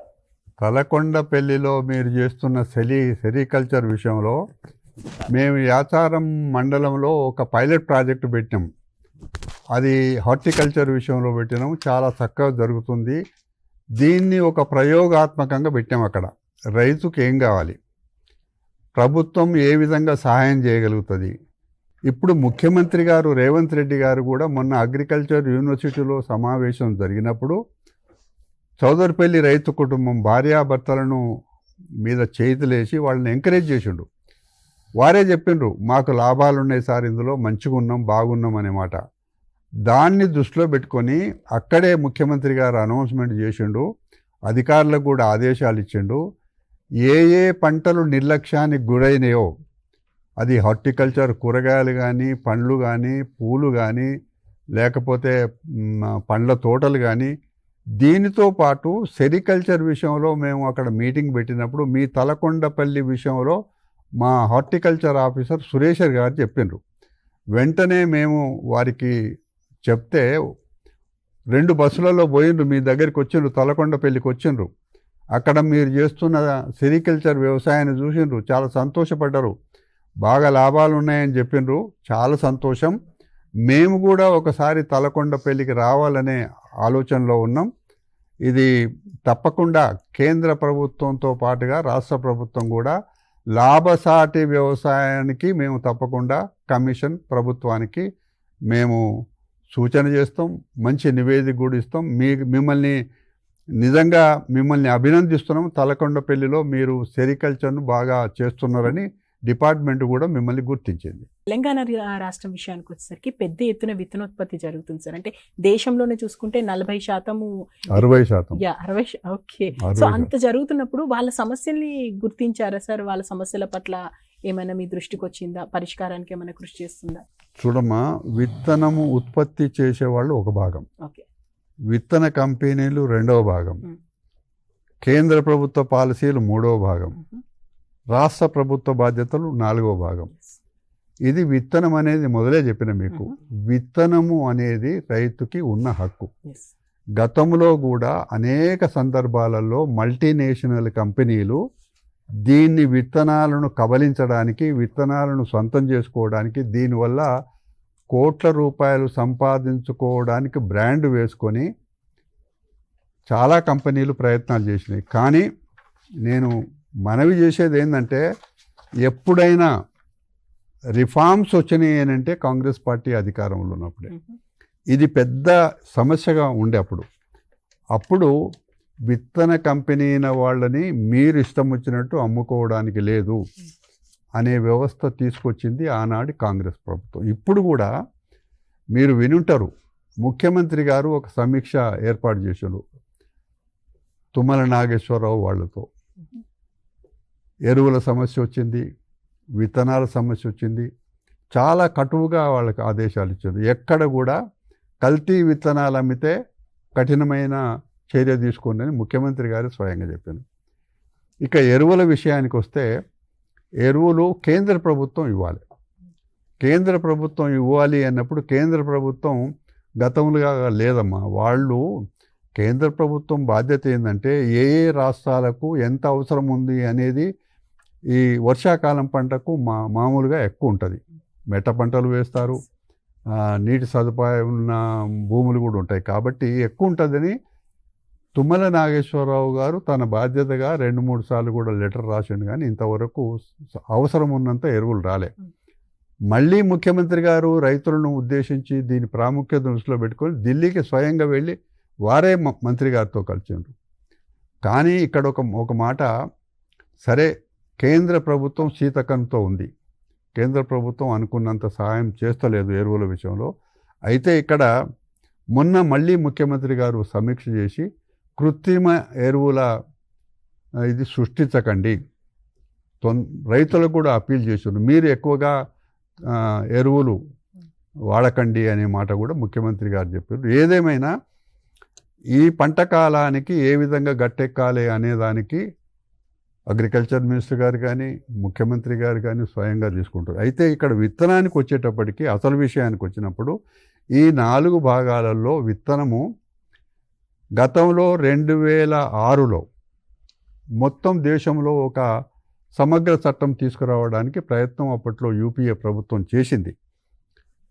అప్పర్ హౌస్ వరకు పోయింది, రాజ్యసభలో సుదీర్ఘంగా చర్చ జరిగింది. అన్ని రాజకీయ పార్టీలకు అతీతంగా చర్చ జరిగింది.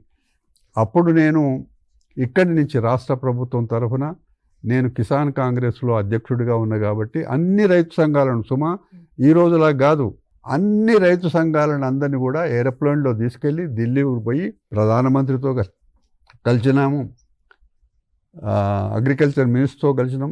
ఇది తీసుకురావాలని ప్రతిపాదనలు కూడా పెట్టినాం. అప్పుడు ఏమన్నామంటే, అందులో ఒక కాలంలో పెట్టినాము రైతుకు హక్కు ఉండాలి.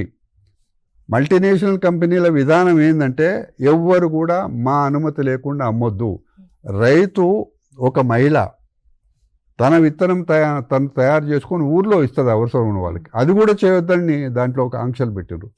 కాబట్టి అమ్మ, ఇది విత్తనము అనేది చాలా ముఖ్యమైన విషయం. మా ప్రభుత్వం దీన్ని సీరియస్గా తీసుకుంటున్నది. చట్టము చేయడానికి కమిటీ ఏర్పడ్డది, తుది దశలో ఉంది. కమిషన్ దీని విషయంలో, ప్రత్యేకంగా దీని విషయంలో ముఖ్యమంత్రి గారు ఆదేశం మేరకు మేము సీరియస్గా ఉన్నాము. ఒక సమగ్రమైన విత్తన చట్టం తేవడమే కాకుండా ఎవరైతే కంపెనీలకు అగ్రిమెంట్ చేసుకొని విత్తనాలు ఉత్పత్తి చేస్తారో వాళ్ళకి ఏ విధమైన ఇబ్బంది లేకుండా, ఏ విధమైన అరమరికలు లేకుండా, ఇప్పుడు ఉండే పద్ధతిలో ఆర్గనైజర్ అనే వ్యవస్థ లేకుండా డైరెక్ట్గా విత్తన కంపెనీ రైతు మధ్యనే డిస్కషన్ ఉండాలి అనే దానికే మేము రైతు ప్రయోజనాలు, రైతు సంక్షేమం దృష్టిలో పెట్టుకొని, ఎందుకంటే పండించేవాడు అతనే, మళ్ళీ వాడుకునేవాడు అతనే, దేశానికి అన్నం పెట్టేవాడు అతనే. కాబట్టి విత్తనము అనే విషయంలో చట్టాలు సరిగ్గా ఉండాలి, కల్తీ విత్తనాలు నిరోధించాలి.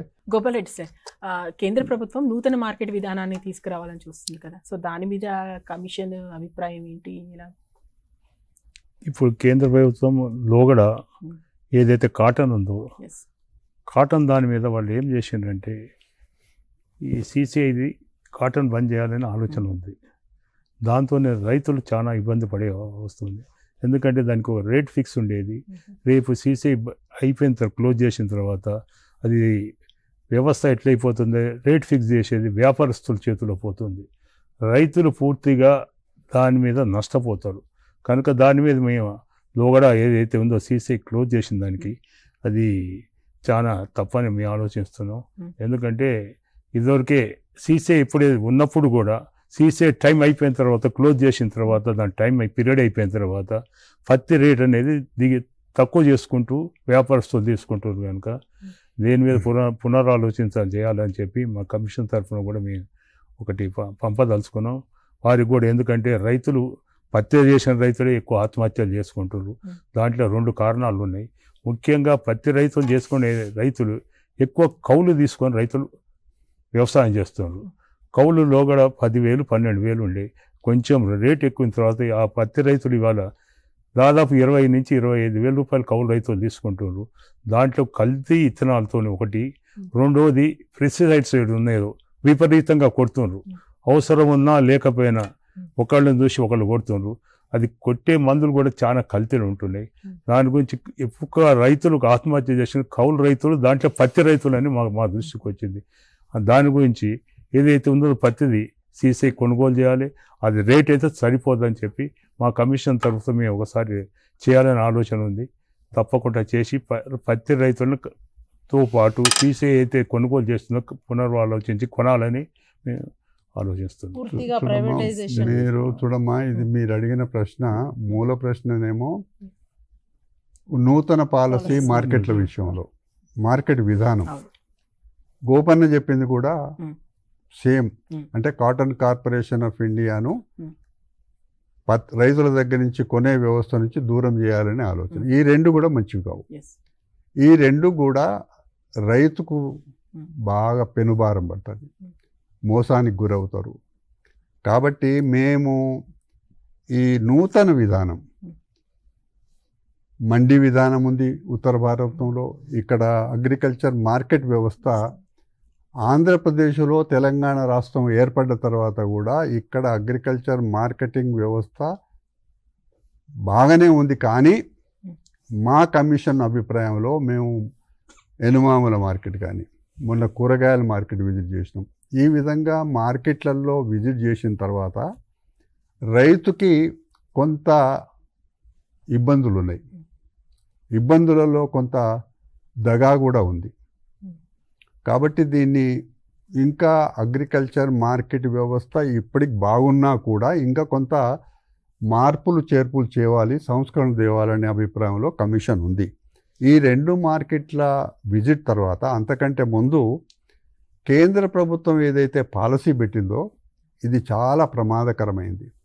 దాంట్లో ఏమిటంటే సీక్రెట్గా ఉన్న మాట ఏమిటంటే గతంలో 3 చట్టాలు తీసుకొచ్చిండ్రు. రైతులు దేశమంతా కూడా తిరగబడ్డప్పుడు వాపసు తీసుకున్న మోదీ గారు. వాపసు తీసుకున్నా కూడా అంతర్గతంగా జరుగుతూనే ఉన్నాయి అందులో పాలసీలు. ఉదాహరణకి పెద్ద పెద్ద కంపెనీలకు హర్యానా, పంజాబ్లో ఈ ఫుడ్ కార్పొరేషన్ ఆఫ్ ఇండియా గోడౌన్లు వాళ్ళకి అప్పచెప్పిండ్రు. రెండవది కొత్తగా గోడౌన్లు నిర్మించుకోవడానికి వాళ్ళకి స్థలాలు కూడా ఇచ్చిండ్రు. ఇది మంచిది కాదు. రెండవది ఈ మార్కెట్ విధానంలో, పాలసీ విధానంలో అంటే ఒకటి ఫెయిల్ అయితే ఎందుకో ఏమో కానీ బయటికి చెప్పుతున్నారు మేము రైతులకు దగ్గర ఉన్నామన్నమాట. మా ముఖ్యమంత్రి గారే స్వయంగా కమ్యూనిస్ట్ పార్టీ వాళ్ళు డెలిగేషన్గా మా ముఖ్యమంత్రి గారి దగ్గర వెళ్ళినప్పుడు ఆ పేపర్స్ అని చూసి వారే అన్నారు కమిషన్కి ఇవ్వండి, కోదండరెడ్డి గారి దగ్గర పోయి కమిషన్కి ఇవ్వండి అన్నప్పుడు మేము ముఖ్యమంత్రి గారి ఆదేశం ప్రకారంగా చాలా మా బాధ్యతను నిర్వర్తించి మేము మా అభిప్రాయం పెట్టలే, అందరినీ పిలిచినాం, అన్ని రైతు సంఘాలను పిలిచినాం, అనుభవజ్ఞులను పిలిచినాం, మార్కెటింగ్ డిపార్ట్మెంట్తో కూడా కన్సల్ట్ చేసినాం. ఇవన్నీ అయిపోయిన తర్వాత సంపూర్ణమైన రిపోర్ట్ వచ్చిన తర్వాత మా అభిప్రాయాన్ని జోడిస్తూ ముఖ్యమంత్రి గారికి నివేదిక ఇచ్చినాం. ఎస్ భవానీ మ్యామ్, పత్తి కొనుగోలుకు సంబంధించి కాటన్ కార్పొరేషన్ ఆఫ్ ఇండియా తప్పుకుంటుంది అనేటువంటి వార్తలు వస్తున్నాయి. అదేవిధంగా కొత్త విత్తన చట్టానికి సంబంధించి సో ఈ వివరాలు చెప్పండి. అదే మొట్టమొదటిసారి కమిషన్ ఏర్పడ్డాక మేము విజిట్ చేసింది ఎనుమాముల మార్కెట్. అక్కడనే మెజారిటీ అంటే రైతులకి మీరు తెచ్చిన బస్తాలు సరిగ్గా లేవని, మాయిశ్చర్ ఎక్కువ ఉందని ఇట్లా చెప్పి చాలా రకాలుగా ఇబ్బందులు పెట్టడం జరిగింది. సో దాన్ని మేము తీసుకొని దానికి ఏమేం చేయాలి అంటే రైతులు పండించింది మొత్తం కొనే విధంగా కాటన్ కార్పొరేషన్ ఆఫ్ ఇండియా ఖచ్చితంగా మొత్తం వాళ్ళే కొనాల్సింది, బయట రైతు కొంటే మళ్ళీ అమ్ముకుంటే నష్టపోతారనే విధంగా మేము రెడీ చేసి రికమెండేషన్స్ అన్నీ కూడా మన ఎంపీ చామల గారికి ఇవ్వడం జరిగింది. అక్కడ తను వెళ్ళి ఈవెన్ హౌస్లో అప్పర్ హౌస్లో కూడా పార్లమెంట్లో తన వాదనను వినిపించడం జరిగింది. అది ఇట్ ఈస్ సెటిలింగ్ డౌన్. తర్వాత ఇంకా ఇన్ అడిషన్ టు దట్ ఇప్పుడు కేంద్ర ప్రభుత్వ పాలసీ నిజంగా కూడా ఎక్కడైనా రైతులకు సమస్య వస్తే దాని సమస్య ఏంటిది, దాని మూలం ఏంటిది, దాన్ని ఎట్లా పరిష్కరించాలి అనే దిశగా ఇరు ప్రభుత్వాలు కూడా కృషి చేయాలి. సో ఇకపోతే కాటన్ విషయంలోనైతే ఖచ్చితంగా ఇది వాళ్ళే ఇంటర్వ్యూన్ అవ్వాలి, సమస్య సృష్టించిందే వాళ్ళే పరిష్కారం చూపించాలి. ఎస్ నాయక్ సార్, పంట నష్టపోయినటువంటి రైతులకు బీమా డబ్బులు అందట్లేదు అనేటువంటి వార్త వస్తుందంటే దానికి సంబంధించి ఏం చేయాలి, ఏంటి కమిషన్ ఇలాంటి ఆలోచన చేస్తుంది అనేది? ఇప్పుడు రైతులకు మీరన్న ప్రశ్న కరెక్టే. ఇన్సూరెన్స్ తీసుకుంటున్నారు, రకరకాలుగా ఇది చేస్తారు. పంట నష్టపోయిన తర్వాత అవి అసలు వాళ్ళకి ఇవ్వడం జరుగుతలేదు, ఏదో వంక పెట్టి ఏ విధంగా ఇది చేస్తారు. ఇది ప్రభుత్వ దృష్టికి తీసుకువెళ్ళడం జరిగింది. ప్రభుత్వం గిట్ట ఈ దాని మీద సానుకూలంగా ఉంది. ఏ విధంగా చేస్తే బాగుంటుంది అనేది ప్రభుత్వం దృష్టికి ఉంది. ఇది తప్పకుండా రైతులకు నష్టపోకుండా వారికి పంట బీమా రావడంతో కమిషన్ చాలా ప్రయత్నాలు చేస్తుంది. ఎవరు నష్టపోకుండా ఈ ప్రభుత్వం చూస్తుంది. ఈ పంటల బీమా పథకం తీసుకొచ్చింది యూపీఏ గవర్నమెంట్లో. అప్పట్లో ఒక జాతీయ పంటల బీమా పథకం ఉండింది. దానివల్ల ఏమైంది, ఎక్కడెక్కడ పంటలు నష్టపోతే దానికి నష్టపరిహారం ఇచ్చే పథకం ఉండింది. మన దగ్గర కూడా తెలంగాణలో పంటల బీమా పథకం సమగ్రంగా ఉండాలి. ఈ కంపెనీలకు ఎవరైతే ఇస్తున్నారో వాళ్ళకి ఎక్స్పీరియన్స్ లేదు, ప్రీమియం వసూలు చేసుకుంటున్నారు కానీ తిరిగి నష్టపోయిన కంప్లైంట్ ఇచ్చినప్పుడు ఆదిలాబాద్లో కంప్లైంట్ ఇచ్చిండ్రు రైతులు, నష్టపరిహారం కోర్టుకు పోయినరు, అయినా ఇవ్వలేదు. చివరికి ఈరోజు కూడా అద్దలే.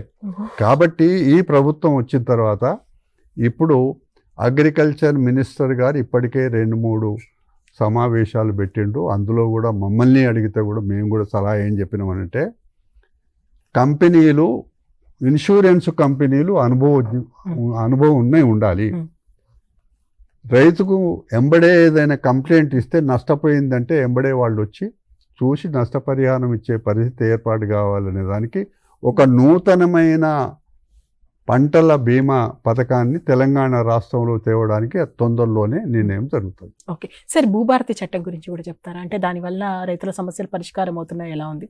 ముఖ్యమంత్రి గారు చాలా అనుభవంతో చెప్పిండ్రు. ఆ రోజు 14 ఏప్రిల్ అనుకుంటా, అంబేద్కర్ జయంతి రోజు వారికి అందరూ ఆఫీసర్లతో మీటింగ్ పెట్టినారు. మీరు గ్రామానికి పోవాలి, మేము నమ్ముతున్నాం మిమ్మల్ని, మీరు కష్టపడాలి, ఎవరు కూడా రైతుని ఇబ్బంది పెట్టకండి అనే మాట కింద తహసీల్దార్ నుంచి కలెక్టర్ వరకు అందరిని కూర్చోబెట్టి ఆ రోజు సందేశం ఇచ్చిండ్రు. మాకు విశ్వాసం ఉన్నది, భూభారతి ఆర్ఓఆర్ చట్టము రూల్స్ ఇవన్నీ కూడా ఏకకాలం రూల్స్ లేనేలేవమ్మా. చట్టం సమగ్రంగా ఉంది, రూల్స్ ఫ్రేమ్ చేసిండ్రు, కంపెనీ మారింది, పేరు కూడా మారింది. ఎస్. కాబట్టి ఇప్పుడు అధికారుల బాధ్యత, మీరు కష్టపడాలి, రైతులకు హక్కు కల్పించాలి. దానివల్ల అనేక కష్టాలు, గత ప్రభుత్వంలో పడిన కష్టాలన్నీ దూరం కావడానికి ఈ ప్రభుత్వం అన్ని విధాల ప్రయత్నం చేసింది. నిజంగా కూడా చట్టం Yes. మంచిది, ఇది అమలు చేయాలి. ఫైనల్ గా కోదండరెడ్డి సార్ ఏం చెప్తారు? ఫైనల్గా మా కమిషన్ సభ్యులు దాదాపుగా అందరు వచ్చిండ్రు. అందరితో అభిప్రాయాలు, వాళ్ళ అనుభవాలు కూడా ఉన్నారు. గోపాల్ రెడ్డి గారు స్వయాన రైతు, ఈమె రైతు కుటుంబం నుంచి వచ్చింది, ఒక మహిళా సాధికారిత, మహిళల పాత్ర వ్యవసాయంలో ఇంకా పెరగాలనే అభిప్రాయంతో ఆ పని ఆమె చేస్తున్నది. రాములు స్వయాన ఒక ట్రైబల్ నాయకుడు, రాజకీయంగా, వ్యవసాయ రీత్యా. ఇంకా కొందరు మెంబర్స్ రాలేదు, వాళ్ళు కూడా వ్యవసాయ కుటుంబాల నుంచి వచ్చిన వాళ్ళే. రైతుని దేశానికి వెన్నెముకగా చూసిండ్రు, అన్నదాతగా చూసిండ్రు. సరిహద్దులో జవాను ఏ విధంగా దేశాన్ని కాపాడాలనుకుంటాడో రైతు కూడా దేశానికి అన్నం పెట్టడానికి ఆ రకమైన సేవ చేస్తాడు. కాబట్టి జై జవాన్ జై కిసాన్ అనే నినాదం లాల్ బహదూర్ శాస్త్రి గారు ప్రధానమంత్రిగా ఉన్నప్పుడు తెచ్చిన నినాదం.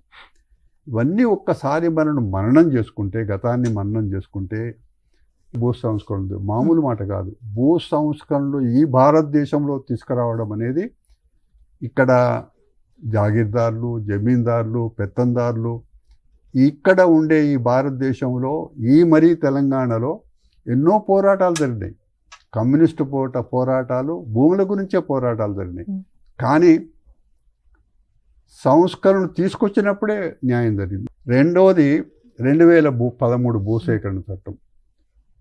అప్పుడప్పుడు ప్రభుత్వ అవసరాలకు భూమి అవసరం, తీసుకున్నప్పుడు తీసుకునే పద్ధతి ఉండొద్దు. రైతు కష్టపడి సంపాదించుకున్న భూమి కాబట్టి న్యాయంగా వాళ్ళకి నష్టపరిహారం రావాలి, రీహాబిలిటేషన్ కావాలి, రీసెటిల్మెంట్ కావాలి. ఉదాహరణకు చెప్తానమ్మా, నాగార్జున సాగరు ప్రాజెక్టు నిర్మాణం అప్పుడు తీసుకున్న భూమికి భూమి ఇచ్చారు.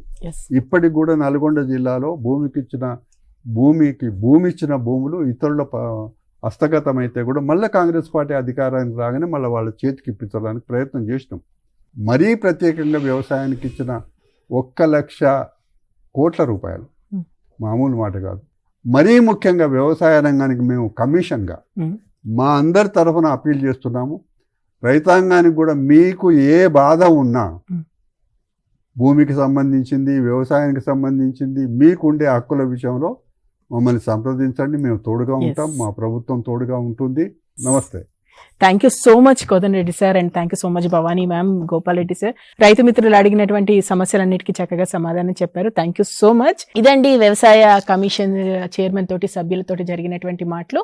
మీరు చెప్పినటువంటి సమస్యల్ని కూడా వాళ్ళు నోట్ డౌన్ చేసుకున్నారు. ఇంకేమైనా ఉంటే కూడా మేము ఉన్నాము, ఖచ్చితంగా రైతు సమస్యల కోసం పోరాటం చేస్తాము అంటుంది కమిషన్.